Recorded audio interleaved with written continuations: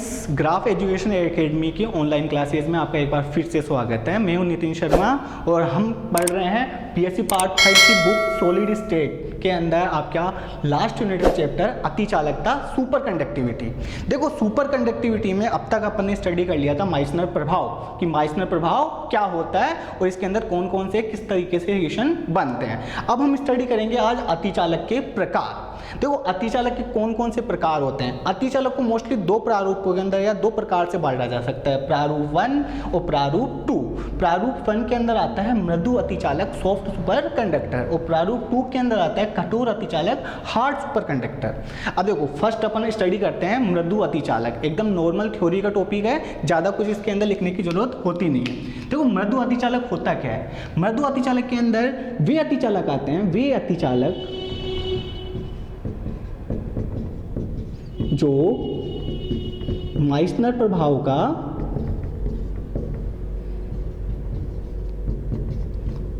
का पालन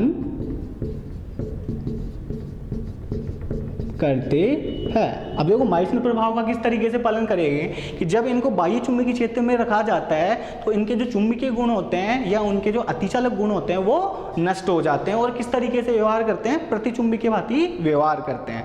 तो ये नॉर्मल सी प्रॉपर्टी होती है। इसको अगर हम चुंबकन वक्र के आधार पर समझा जाए तो यहाँ पे लेते हैं इसके अंदर चुंबकन माइनस म्यू नोड एम और इधर की तरफ हम लेते हैं चुंबकीय क्षेत्र बी।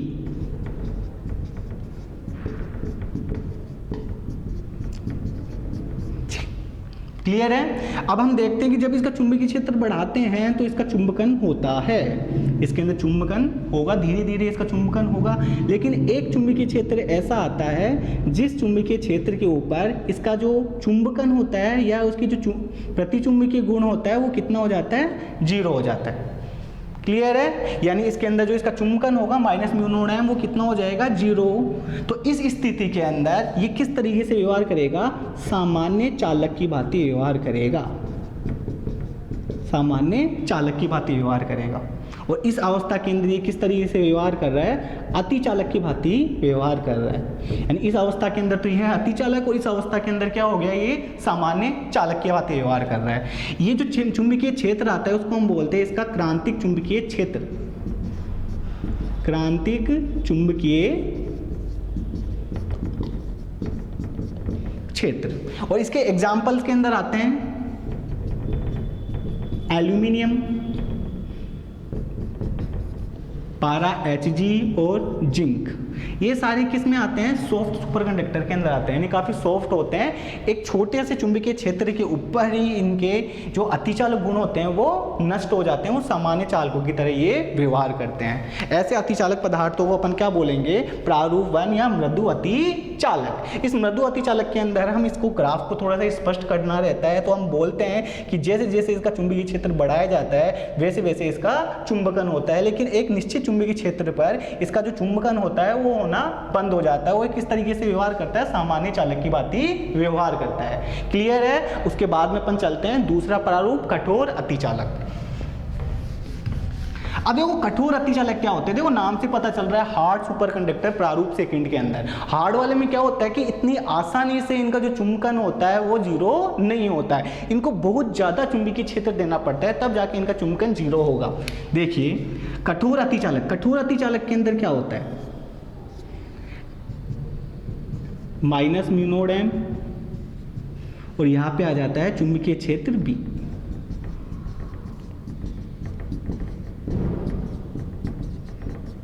इसके अंदर हम देखिए जैसे जैसे चुंबकीय क्षेत्र ये रहता है इसका चुंबकन होता है, लेकिन एक निश्चित चुंबकीय क्षेत्र, इस चुंबकीय क्षेत्र को हम बोलते हैं BC1, क्योंकि ये क्रांतिक चुंबकीय क्षेत्र है वो दो प्रकार से प्राप्त होंगे अपन को। जो फर्स्ट क्रांतिक चुंबकीय क्षेत्र है इसको हम बोलते हैं BC1। इस स्थिति के अंदर इसका चुंबकन होना थोड़ा थोड़ा कम होने लग जाता है, एकदम से कम नहीं होता है, धीरे धीरे कम होने लग जाता है क्योंकि ये हार्ड है, कठोर है।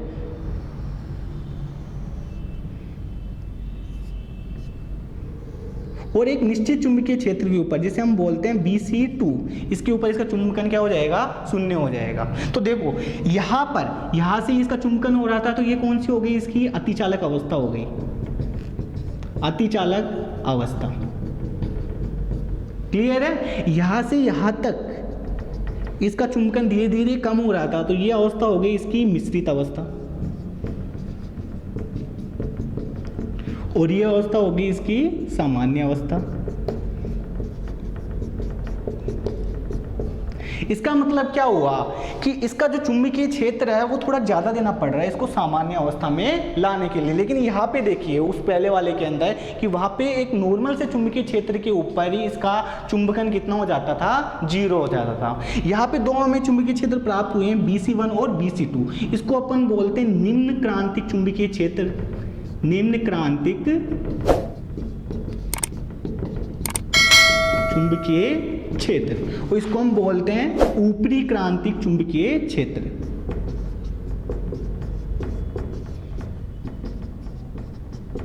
चुंबकीय क्षेत्र तो इसके अंदर हमने स्टडी किया है निम्न क्रांतिक क्षेत्र और ऊपरी क्रांतिक चुंबकीय क्षेत्र। इस तरीके से हम इन दो प्रारूपों को डिवाइड कर सकते हैं। पहला प्रारूप होता है अपना मृदु अतिचालक और दूसरा प्रारूप होता है कठोर अतिचालक। अब देखो इसके अंदर एग्जाम्पल की बात करें तो देखो जो नॉर्मल सुपर कंडक्टर होते हैं ना वो कोई से कठोर अतिचालक नहीं होते, ठीक है, इनको कठोर बनाना पड़ता है। अब इनको बनाते कैसे हैं तो देखो कई मेथड होते हैं जैसे TA, V और NB, इन तीन धातुओं से मिलकर जब इनकी एक मिश्र धातु बनाई जाती है, एक मिश्र धातु बनाई जाती है तो वह मिश्र धातु एक कठोर अतिचालक की भांति व्यवहार करती है।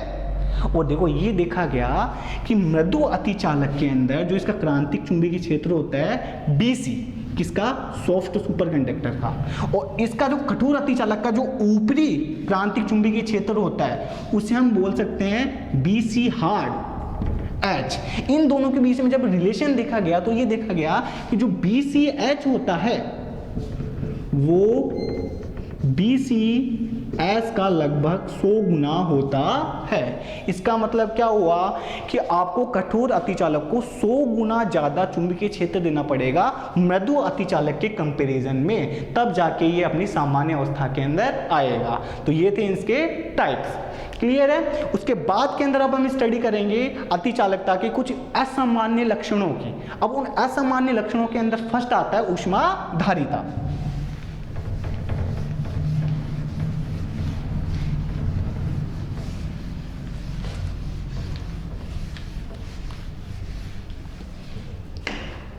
तो देखो नेक्स्ट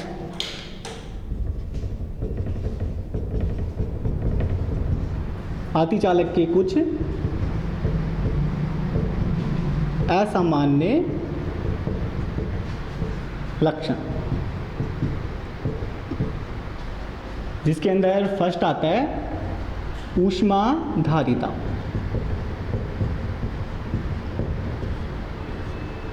हीट कैपेसिटी, ठीक है, इसको अपन C से डिनोट करते हैं।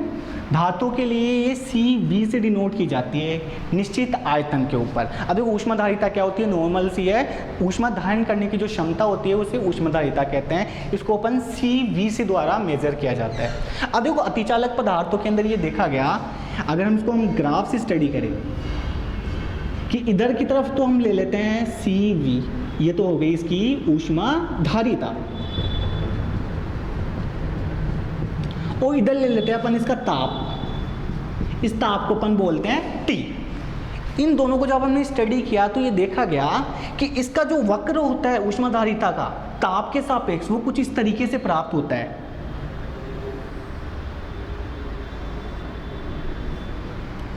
ठीक है, यहाँ पे देखिए इसके अंदर जैसे जैसे ताप बढ़ाया जाता है ऊष्माधारिता बढ़ रही होती है, बढ़ रही होती है, बढ़ रही होती है, लेकिन एक निश्चित ताप के ऊपर ये जो निश्चित ताप होता है वो कौन सा होता है, TC। इस ताप के ऊपर इसकी ऊष्माधारिता एकदम से कम होती है, फिर उसके बाद के अंदर ये धीरे धीरे बढ़ती है। तो इसका मतलब हम देख रहे हैं कि TC से पहले और TC के बाद में जो इसका व्यवहार है उस व्यवहार में काफ़ी परिवर्तन आ चुका है। इसका मतलब हम कह सकते हैं कि ये है इसकी अतिचालक अवस्था, अतिचालक अवस्था, और ये है इसकी सामान्य अवस्था, सामान्य अवस्था। अतिचालक अवस्था और सामान्य अवस्था के अंदर में अंतर देख रहे हैं कि इसकी जो ऊष्माधारिता है वो ऊष्माधारिता ज़्यादा है और यहाँ पे सामान्य चालक के अंदर इसकी ऊष्माधारिता कम है। तो ये एक असामान्य व्यवहार हुआ किसका, सुपर कंडक्टर का, अतिचालक का। और जब हम देखते हैं कि यहाँ पे अतिचालक अवस्था के अंदर इसकी ऊष्माधारिता किस तरीके से व्यवहार करती है, तो हम देखते हैं कि जब टेम्परेचर Tc से कम होता है तब अतिचालक पदार्थ की ऊष्माधारिता चरघातांक एक्सपोनेंशियली रूप से कम होती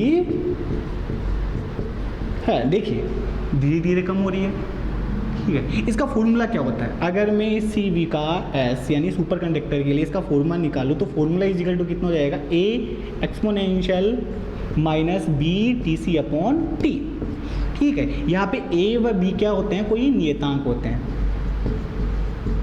कोई नियतांक होते हैं। ये इसका एक असामान्य लक्षण हुआ। तो हमें पता लगा कि यहाँ पे अतिचालक अवस्था के अंदर जो इसकी ऊष्माधारिता होती है वो चरघातांक रूप से कम होती है। अब देखो इससे क्या स्पष्ट निकलता है, देखिए नॉर्मल सी बात है, ऊष्माधारिता क्या होती है, ऊष्मा ग्रहण करने की क्षमता, वो कितनी ऊष्मा एब्जॉर्ब कर सकता है। तो यहाँ पे देखिए कि जब ये अतिचालक अवस्था में था तो वो ये इतनी ज़्यादा ऊष्माधारिता एब्जॉर्ब कर सकता था, और यहाँ पे देखिए यहाँ पे ये थोड़ी कम ऊष्मा एब्जॉर्ब कर सकता है। इसका मतलब क्या पता लग रहा है कि अतिचालक अवस्था और सामान्य चालक अवस्था के बीच में कुछ गैप है एनर्जी का, ठीक है। तो इससे हम क्या निष्कर्ष निकाल सकते हैं कि अतिचालकों में अतिचालक अवस्था व सामान्य चालक अवस्था के मध्य ऊर्जा अंतराल उपस्थित होता है। इसी ऊर्जा अंतराल के कारण जो अतिचालक अवस्था के अंदर ऊष्माधारिता होती है वो ज़्यादा होती है और सामान्य चालक अवस्था के अंदर ऊष्माधारिता क्या होती है, कम होती है। अब देखो जब हम कई सिद्धांतों से स्टडी किए तो ये आगे की बात है, इसके अंदर आएगा अपना बार्डिन कूपर एंड श्राइफर सिद्धांत, BCS सिद्धांत। BCS सिद्धांत के अंदर जब हम इस चीज़ को देखे गए तो हमें ये पता चला कि अकॉर्डिंग टू BCS थ्योरी इसके अंदर जो ये एनर्जी गैप होता है, इसका जो ऊर्जा अंतराल होता है वो कितना होता है 3.5 kbTc, जहाँ पे kb क्या होता है, बोल्ट्जमान नियतांक, Tc क्या होता है, अतिचालक का क्रिटिकल टेम्परेचर, क्रांतिक ताप। क्लियर है। तो ये अतिचालक पदार्थों का कुछ विशिष्ट या असामान्य लक्षण होता है जो दर्शाते हैं। क्लियर है। उसके बाद के अंदर दूसरा इसका आता है एंट्रोपी।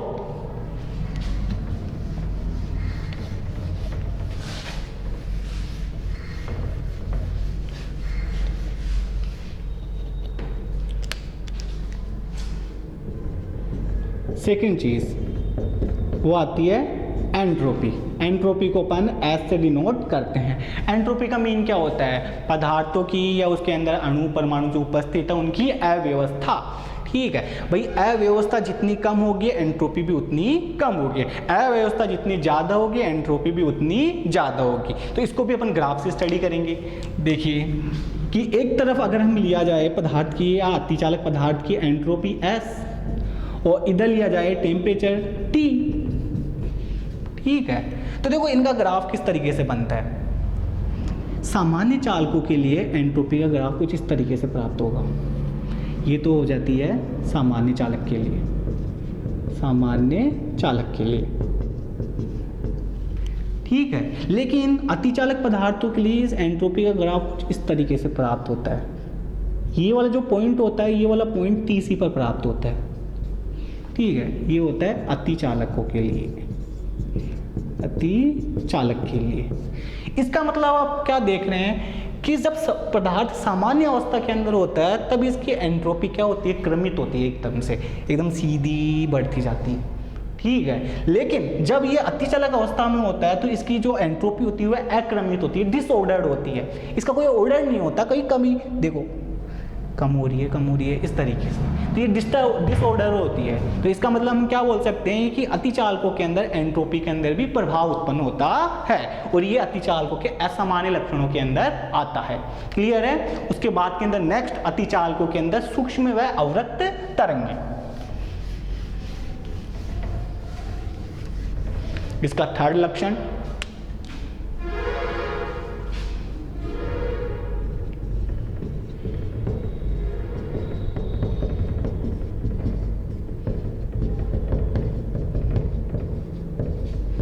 सूक्ष्म एवं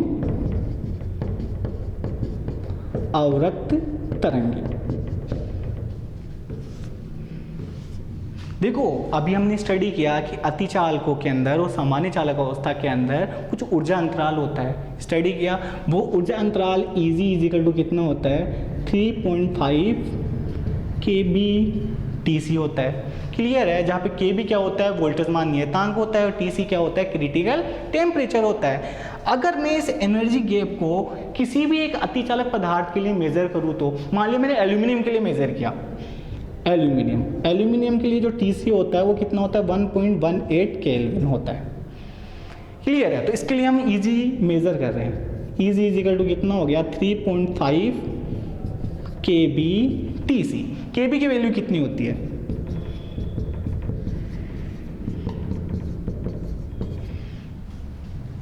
ये होती है जूल पर केल्विन।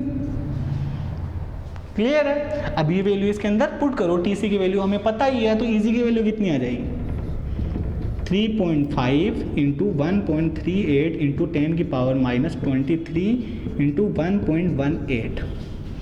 क्लियर है। Eg की वैल्यू अगर हम मल्टीप्लाई करें 1.18 को लगभग अप्रोक्सीमेट 1.2 मान ले, 1.38 को अप्रोक्सीमेट 1.4 मान ले और 3.5 को 3.5 मान ले, तो भी यहाँ पे इसको हम मल्टीप्लाई करते हैं। तो पहले इसको मल्टीप्लाई करेंगे तो ये यहाँ पे कितना आ जाएगा, ये लो 1.68 आ गया। 1.2 को जब 1.4 से मल्टीप्लाई किया गया तो 1.68 आ गया। इसको हम 3.5 से मल्टीप्लाई करें तो यहाँ पे कितना जाएगा, 44 30, ये कितना जाएगा 3, यहाँ पे कितना जाएगा 5 3 8, यहाँ पे कितना हो जाएगा 4 2 0 2, यहाँ पे कितना हो जाएगा 5, यहाँ पे कितना हो जाएगा 0, यहाँ पे 8, यहाँ पे 8, यहाँ पे 5, यहाँ पे 5.88 अप्रोक्सीमेट वैल्यू बता रहा हूँ मैं, 5.88 इंटू 10 की पावर माइनस 23 जूल। ये लो, ये इसकी एनर्जी आ गई कि ये इसका एनर्जी गैप हो गया 5.88 इंटू 10 की पावर माइनस 23 जूल। अब मेरे को कोई फोटोन है वो इसके ऊपर आपतित कराना है, तो फोटोन जब इस एनर्जी गैप के बराबर उसे एनर्जी देगा तभी वो उस एनर्जी गैप को पार कर पाएगा। कोई इलेक्ट्रॉन या कोई परमाणु उस एनर्जी गैप को पार कर पाएगा और वो अपनी ऊपरी अवस्था में जा पाएगा। क्लियर है। अब मान लिया कि Eg इजिकल टू कितनी है फोटोन के लिए, h न्यू है, ठीक है। अभी ये h न्यू कितनी प्राप्त हो रही है एल्यूमिनियम के लिए, 5.88 इंटू 10 की पावर माइनस 23। क्लियर है। तब इस स्थिति के अंदर इसकी फ्रीक्वेंसी है, वो फ्रीक्वेंसी कितनी हो गई, 5.88 इंटू 10 की power minus 23 upon h। h की वैल्यू क्या होती है, 6.62 इंटू 10 की पावर माइनस 34। तब न्यू इजिकल टू कितनी हो गई, 5.88 इंटू 10 की पावर माइनस 23 अपॉन 6.62 इंटू 10 की पावर माइनस 34। क्लियर है। न्यू इजिकल टू कितना हो गया, 5.88 अपॉन 6.62 इंटू, देखो इसको ऊपर लेके जाएंगे, प्लस 34 माइनस 23 11। क्लियर है। न्यू इजिकल टू वैल्यू कितनी हो गई, अगर हम इसको एक 10 दे दे तो 58.8 अपॉन 6.62 इंटू 10 की पावर 10। अगर न्यू की हम अप्रोक्सीमेट वैल्यू निकालें तो देखो यहाँ पे इसको हम मान लेते हैं 6.6, इसको हम मान लेते हैं 58, क्लियर है, या 59 मान लो, क्लियर है। यहाँ पे हम जब इसको डिवाइड करेंगे तो 6 नाम 14, अप्रोक्सीमेट इसकी वैल्यू कितनी आ जाएगी 9 इंटू 10 की पावर 10। अप्रोक्सीमेट वैल्यू बता रहा हूँ, एग्जैक्ट वैल्यू मैं नहीं बता रहा हूँ, इसके अंदर अप्रोक्सीमेट वैल्यू बता रहा हूँ। ये लो, ये इसकी फ्रीक्वेंसी आ गई। अब देखो जो ये फ्रीक्वेंसी होती है वो किस क्षेत्र के अंदर आती है, 10 की पावर 10 हेक्टर का जो फ्रीक्वेंसी गैप होता है वो किसके अंदर आता है, सूक्ष्म क्षेत्र के अंदर आता है। किस में आएगा, सूक्ष्म क्षेत्र में आएगा। इसका मतलब क्या हुआ, हम बोल सकते हैं कि अतिचालकों के अंदर जो आवृत्ति होती है या जब उनको एनर्जी देते हैं तो जो परमाणु या जो इलेक्ट्रॉन होते हैं वो अपने उच्च ऊर्जा स्तर के अंदर गमन करते हैं, तब उनकी जो आवृत्ति होती है वो आवृत्ति कितनी होती है, लगभग एल्यूमिनियम के लिए 9 × 10 हर्ट्ज होती है, जो सूक्ष्म क्षेत्र के अंदर आती है। इस प्रकार हम बोल सकते हैं कि अतिचालकों के अंदर कौन से गुण होते हैं, सूक्ष्म तरंगों के गुण होते हैं। अगर इसके लिए इसका जो क्रिटिकल टेम्परेचर है वो थोड़ा ज़्यादा हो जाता है तो वो सूक्ष्म क्षेत्र किसके अंदर चला जाता है, अवरक्त क्षेत्र में भी चला जाता है। तो इसके अंदर किस प्रकार की तरंगे होती है, सूक्ष्म प्रकार की तरंगे होती है, वह अवरक्त प्रकार की तरंगे होती है। ध्यान रखना, एक अच्छा क्वेश्चन है, थ्योरी के अंदर काफी कम पूछा जाता है, लेकिन ऑब्जेक्टिव टाइप क्वेश्चनों के अंदर ये बहुत पूछा जा सकता है, यानी एंट्रेंस के लिए इंपॉर्टेंट है। उसके बाद के अंदर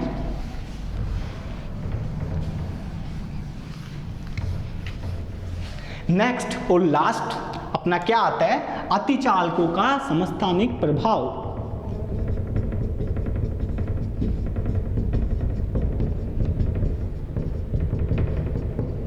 स्थानिक प्रभाव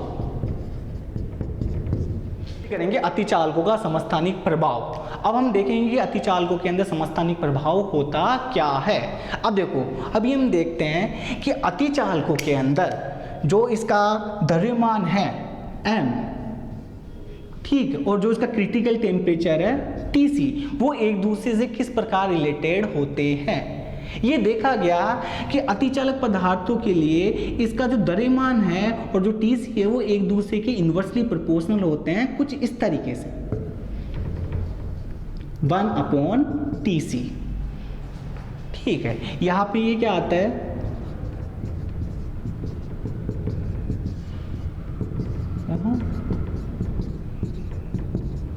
और Tc क्या होता है, इसका क्रांतिक ताप। द्रव्यमान की एक तरह से परमाणु बाहर ले लो, परमाणु बाहर, क्लियर है। तो हम देखते हैं कि एक ही प्रकार के अतिचालकों का अगर परमाणु भार अलग अलग है तो उसी पदार्थ के क्रिटिकल टेम्परेचर भी क्या होगा, अलग अलग होगा। इसका मतलब हम बोल सकते हैं कि m की पावर अल्फा और Tc इजिकल टू क्या होता है, नियतांक होता है। यहाँ पे जो ये अल्फा होता है वो एक समस्थानिक प्रभाव गुणांक होता है, यानी एक कांस्टेंट होता है, समस्थानिक प्रभाव गुणांक होता है, कांस्टेंट होता है। और विभिन्न अतिचालक पदार्थों के लिए जो अल्फा की वैल्यू होती है वो 0.45 से लेके 0.50 के बीच की होती है। तो देखो इसके ऊपर क्वेश्चंस भी बन सकते हैं, जिसके अंदर आपको बोल सकता है कि मान लिया कोई एल्यूमिनियम मेटर है, एल्यूमिनियम के अंदर पहले m इसका x था और Tc इजिकल टू कितना था, 5 था। अब इसका m है वो x डैश हो जाता है, तो Tc y डैश कितना होगा।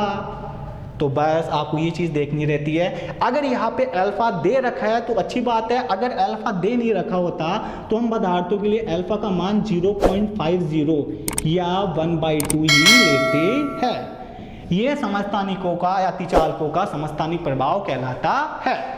ये कुछ होते हैं अतिचालकों के विशिष्ट लक्षण जो हमने अभी तक स्टडी किए हैं। उसके बाद के अंदर हम आते हैं अतिचालकों के सिद्धांत के बारे में, लेकिन वो चीज़ अपन अगले लेक्चर के अंदर स्टडी करेंगे। तब तक के लिए आप इन टॉपिक्स को अच्छे से रिवाइज कीजिए और अच्छे से स्टडी कीजिए, ताकि ये काफ़ी इंपॉर्टेंट है और आपको ये अच्छे से समझ में आ सके। तब तक के लिए thank you. Graph education academy के ऑनलाइन क्लासेस को आप सब्सक्राइब कीजिए, लाइक कीजिए, और अगर आपको अच्छा लगता है तो इसे शेयर भी कीजिए। Thank you.